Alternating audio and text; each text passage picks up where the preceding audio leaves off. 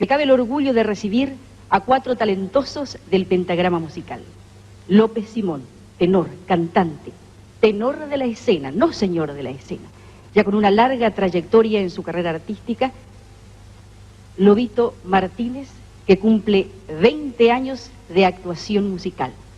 En el contrabajo acústico, Mario Rodríguez.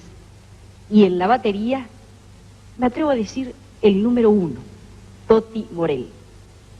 Señoras y señores, en este escenario de nuestros 20 años de Sistema Nacional de Televisión, del riquísimo folclore venezolano, Alma Llanera, cantando López Simón.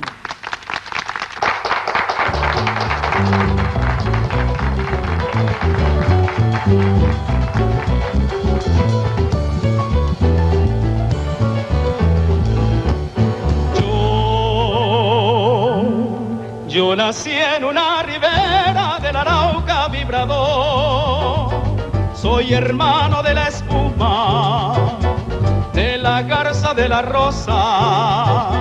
Soy hermano de la espuma, de la garza, de la rosa y del sol,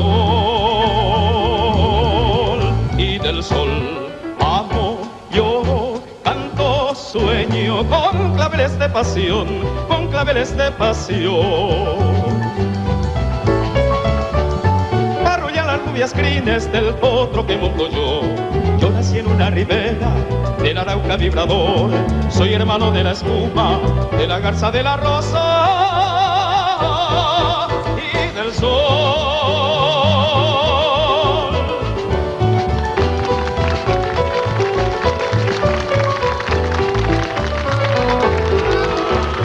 Ay, me arrulló la viva diana de la brisa en el palmar, y por eso tengo el alma como el alma primorosa, y por eso tengo el alma como el alma primorosa del cristal, del cristal. Amo, lloro, canto, sueño con claveles de pasión, con claveles de pasión.